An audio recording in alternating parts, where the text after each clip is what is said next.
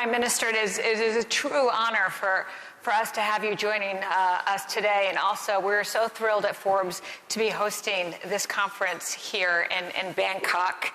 Your leadership arrives at what many say is one of the most profound moments of transformation for this region. A variety of different factors that we know from evolving economic dynamics, global partnerships, technology, and the like. And Thailand very much sits at the center of this, given your unique role in the region. So today, I'm very eager to talk about your vision, both short-term and your longer-term vision for Thailand.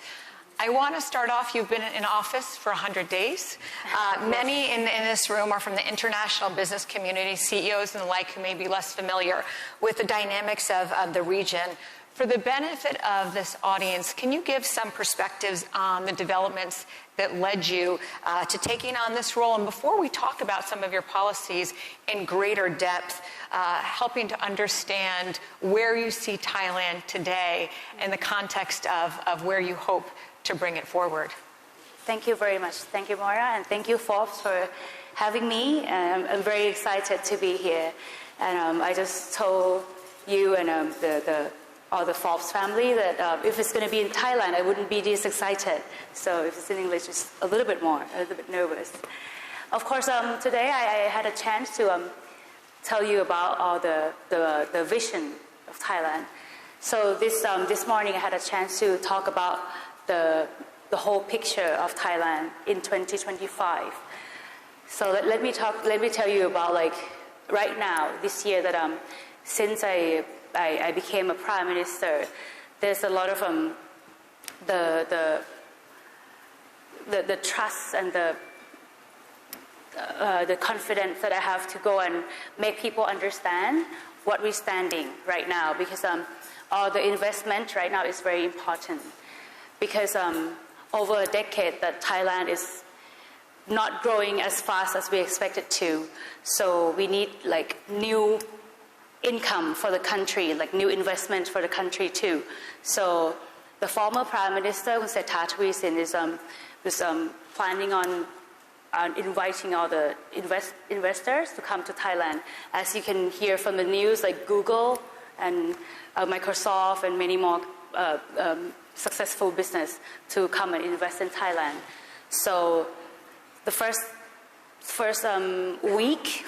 month that I became a prime minister, there are a lot of investors that want to make sure that they still can invest in Thailand or not, if I still carry the policy or not, something like that. But luckily that we are from the same party, and we're very close. And then so as my government, I want to continue all the policies that about investment too.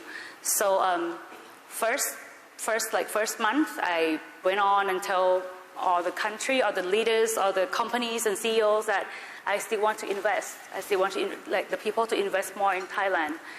And of course, I got a very good feedback. And right now, when I had a chance to join many important meetings around the world, GMS, ASEAN, and I just got back from APEC, Peru.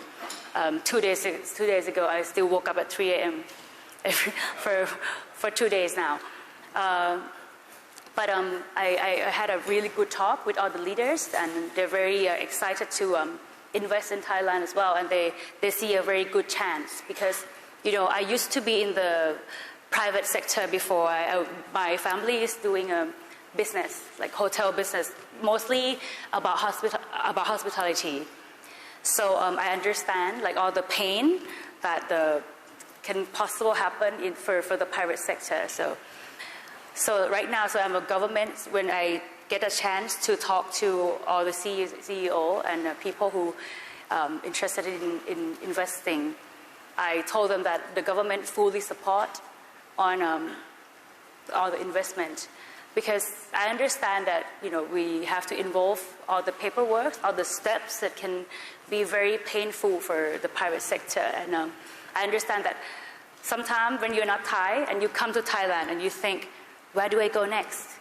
What should we do? So we have the BOI that can fully support on for the foreign investment, and I think right now we still have many good deals that still ongoing. That's very Some I can't really talk about, but some that already invested in Thailand, they want to invest more, such as Google, Microsoft.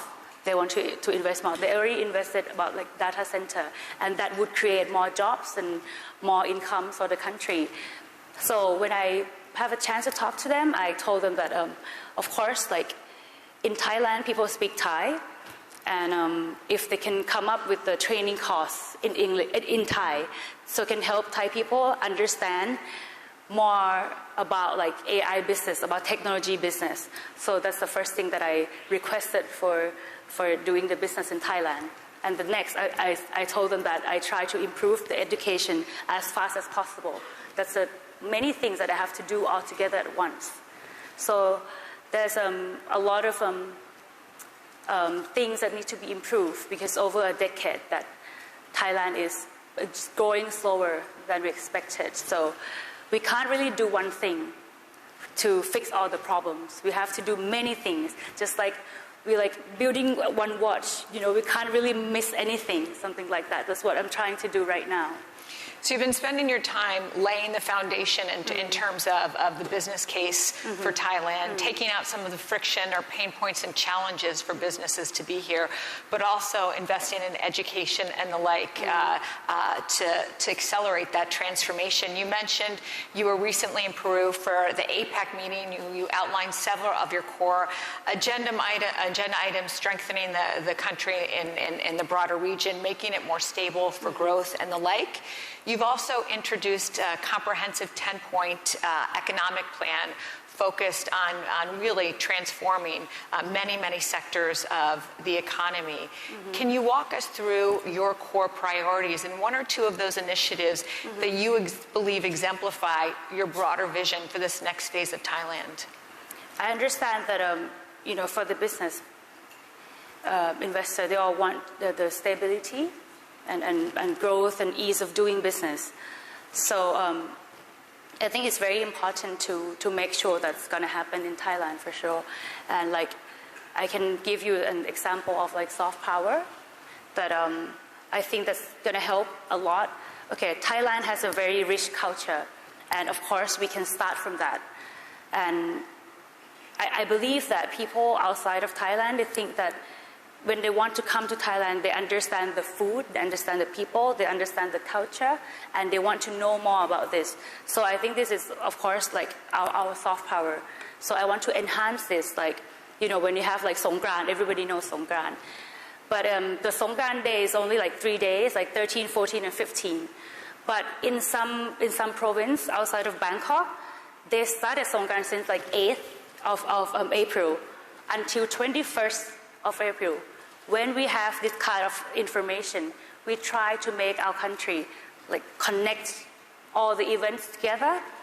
So when you come to Thailand, you can just like go any place in Thailand and enjoy Songkran during April, something like that. So to make like the festival goes around the country and make them like so you know like if the tourists come in and spend more, stay longer, of course it's going to benefit Thailand, of course. And just give you some example, like the number of the tourists. Like before the pandemic, everything was normal, everything was doing great. But after the pandemic, so the number of the tourists like decreased like dramatically. I think it happens around the world. So in Thailand, so only this year the numbers like increased 28%. So right now we have like 36 million tourists 1 year in Thailand. So we predict that maybe next year we can go back to the number of before the pandemic. And of course, the investment in Thailand is create like a lot more, like 40% more of the future business, 40% more. This is like the highest number in 10 years. So this is I think like Thailand is doing a lot better. So I hope that you know if the politics is very stable, I think it's going to stable. Everything is going to be more stable. People are going to trust more. Like Thailand's not going to change too much, and they will have more confidence to invest. So at first, I have to build like the confidence, like domestic and international, both. I have to make Thai people believe in themselves too, that the government is supporting them in doing like new business. And in this country, like 75% is a SME. So that's why the government came up with the policy to support the SME, like soft loan and all the law that we have to adjust. Because some law is created like 30 years ago, before this AI, before all the technology. So I have to look at all that, conditions to fix it and to make it easier, especially for Thai people as well. You're activating and really expanding very, very important segments of the economy. You talked about soft power, tourism, and the like. You mentioned earlier some of the investment from a technology perspective. The cloud market and AI are booming in Southeast Asia at an inflection point from many, many perspectives. And Thailand has this unique opportunity to be at the center of this. You mentioned some of the investment from AWS, Microsoft building new data centers, Google Cloud announced $1 billion investment in the company.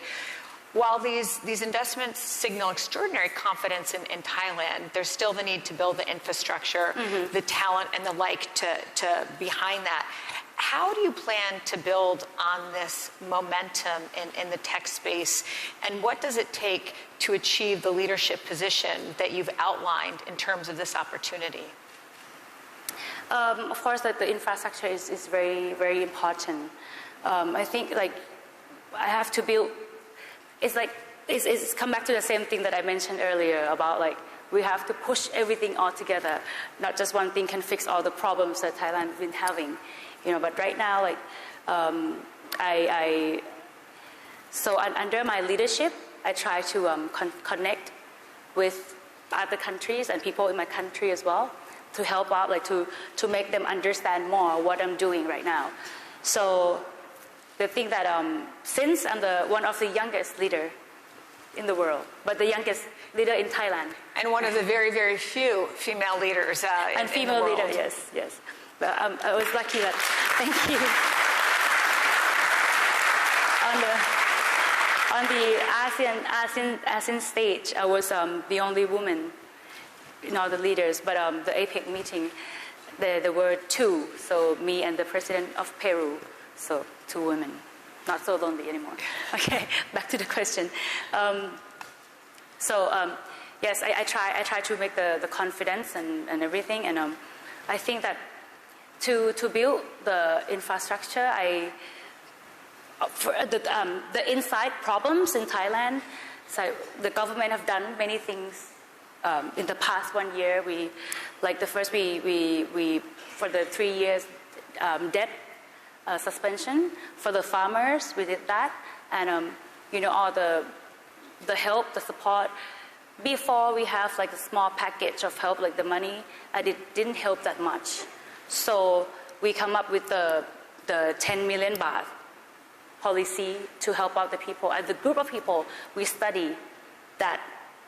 This group of people, the first group of people that we hand the money directly to their hands, is because that this group of people, they would spend more than to save up. So that's why we prioritize the group first, and we just announced the policy that we're going to give out another 10,000 for the group of people who's 60 and above and older. So this group that we prioritize is that we make sure that they are going to spend, so to make the cash flows over the country. So this is what we're planning. And of course we have many more things, for the soft power we have 11 different industries, and each industry we have all the committee that understand what's going on. So we're going to help that the government will have the TACA as a mechanism for the soft power business to understand, you can have this TACA as a one-stop service for every industry. So just come to this TACA and they can have all sorted. That's why, because right now Thai people have many potential, but they don't really come together as a group. So when we develop anything, it's some of them just get the benefit, but some of them don't, something like that. So we try to grab everyone together and Like, let me show you some example that when I went to LA, I had a chance to talk to the film industries like Disney, Netflix, Amazon. So I announced about the cash rebate, like 30% from 20%. This is a very good news for them because before this, in Thailand alone, we have like 40 different countries that come to Thailand to film in Thailand. And from the 40, like last year, they filmed 450 films in Thailand and 40 from the US. That's quite a big number. So when we pronounce the cash rebate, that's going to help a lot. So the cost and everything is cheaper. So for the government to support that, we support like the Thai film as well. That's why we create like the 11 different industries to help out and to really know like the problems and the way to fix things and to make things better in each industries like that. So it's like make all the possibilities is to be better. You've mentioned going around the world, speaking to other world leaders, other CEOs, industries, and the like.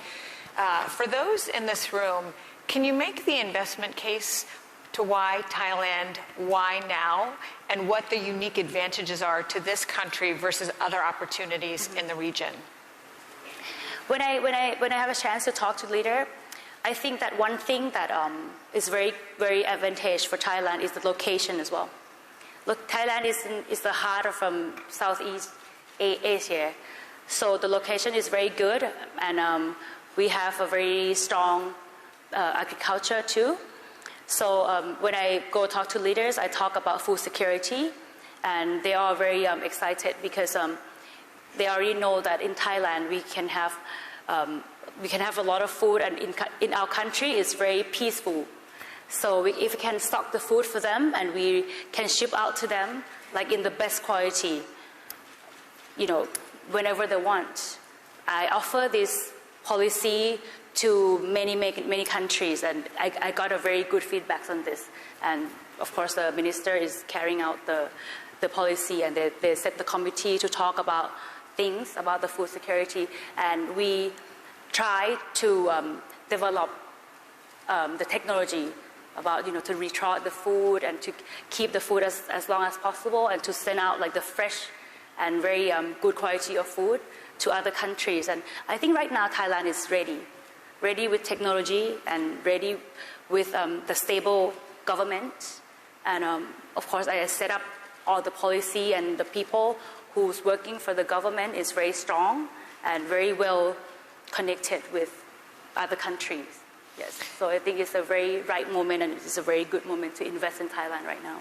As you're going around the world, what's the most common question you get from world leaders or CEOs on the opportunities here? And is there one aspect of the Thailand transformation story that you don't think gets enough attention in terms of what it means for your broader vision? The first question when I met with all the leaders, they said, "How's your father?" I've never gotten that question. It's true. I try to answer like business-wise, but this is the first question, and I can't really lie about it. We'll be hearing from him tonight, so... That's good. Yes, so they asked about my father, and then and the next question was my aunt, something like that. Yes, it's true though. Yes, so we talk about many things, and then I think that the area that been not really recognized, I think the quality of like the craftsmanship in Thailand. I learned this from doing the soft power policy before I became a prime minister. I really into this policy, and I have been all over the country as I was doing campaign while I was pregnant. I met a lot of people, and I talked to them. All the like the craftsmanship, they have a very good quality of work. But in Thailand, it's like you can get so little by doing so much. That's the thing that I feel that if I have a chance, I would improve this so much. Because I learned from the group of the organization that I talked to that all the craftsmanship in France, they get like so much money for doing like one watch, like Patek Philippe, something like that. They have particularly like one person who can do this kind of work, and they get so much money from that. So I feel that the labors in Thailand is very cheap. That's one of our policy as well, to increase the labor. But the labor like the specialty like this, like the craftsmanship, like they can make like the amazing fabric, amazing textile and the print and everything, and they get so little. I feel bad, and I think that Thai people don't really understand that how good they are, and they're just like, oh, I can do just OEM. They can just support all the brands, and they don't even know that all the high brands just produce in Thailand. Everything is like made in Thailand, something like that, and they can sell like 200% more of the Thai people get. That's the one thing that I really want to fix that, and I want like around the world to see that how talented Thai people are. That's one thing that I really want to enhance. That's why like I go around the world wearing like Thai fabric all the time, because I feel proud. I feel proud to wear something like that. Of course, like I'm being myself like all the time. Maybe some people don't like that, but I just wear whatever I want and whatever I love. Like I can match like the Thai fabric with the high-end brand, something like that. It's just how I am, and I like to present Thailand the way I feel, like honest about it. Something like that. So that's why like I'm so proud of Thai people for doing like these kind of products, to produce all the products that they have.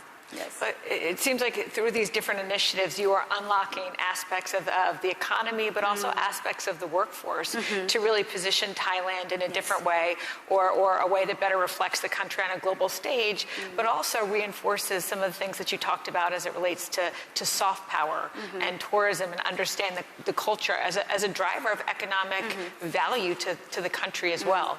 I want to shift gears a little bit in terms of Thailand on the world stage. Earlier this week, you had a conversation with President Trump, and this relationship between the U.S. and Thailand has deep roots. Thailand is Washington's oldest ally in Asia, but right now, obviously, there's many questions around the dynamics and relationships with trade between China and the U.S. and your relationship vis-a-vis this dynamic. As Washington unfolds under the Trump administration in particular, how do you think the return of Trump will impact these types of factors? Okay, first I want to answer like the first one first. When I go talk to the representative of the United States or China or many countries, we present ourselves as an active promoter of peace and common prosperity. That's one thing that is the key for me when I introduce Thailand. So for Mr. President Trump, I think like the market, the way he look at economic would shift a little bit, especially with like the export. They try to find. So we have to have the policy that can support this as well. We're aware of this, and right now we try to make Thai people understand that the way the policy that that Mr. President like think or plan it's one thing. So, but it's not going to be our problem because we have export around like 10% of the GDP to the States, and I plan to open more for the import stuff as well. Because like in Thailand we have a lot of good quality that can export. Like we have cows that many countries that contact us to export more cows and more products of Thailand. So this is like the thing that need to be adjusted a little bit. But I think the policy that we have and Mr. President have. I think we can adjust on that, and it's not something that impossible or anything. It's just something that shift a little bit. And I know that people are worried about this. This morning I already gave the speech in Thai about this as well, in quite in depth. So the government prepare for this as well. Mm-hmm. So you've had conversations with President Trump in terms of the opportunities on the global stage. You're doing a number of these different initiatives in the region and internally to boost and activate the economy, attract foreign investment. When you think about the role that you would like Thailand to play in this region, that it can uniquely play in this region, what is that role? For Thailand, I think that we need to just make sure that we're ready for all the investment, especially for the future business, like technology, like data center and semiconductor. That we already have the committee to talk about this as well. And I think this role that to announce to the world that we're ready for the future investment, to future business investment, that's going to attract like around the world, because because a lot of changes happened during this year, this last year, and many years before. And when I can announce that this is like more stable and more back on track already, I think that's gonna, because then we have like a peaceful country too. So it's yeah. When you look at these different initiatives, and you talked so much about in terms of foreign investment, understanding the opportunities in this country, if you could fast forward 5 years from now, what is your hope in terms of the outcome of some of your policies and the vision that you are laying out today? As I said earlier, for the education, I really want the people to adapt more, to learn more in the second language. It doesn't have to always be English, but the language, it has to be more, because right now we started already about the education. And of course, like, it's going to be the country full of the future business, data center, and like semiconductor as well, like the cloud first policy that we already done. So in the 5 years time, you're going to see like more obvious with this kind of future business too. And of course, like in the future, I hope that we can assure the people that we have the stable politics, and because everyone wants to see the country go forward for in the long term. And I do think that in 5 years time, people will escape from the middle income. That's what we're planning to do, like all the plan right now up to the 5 years.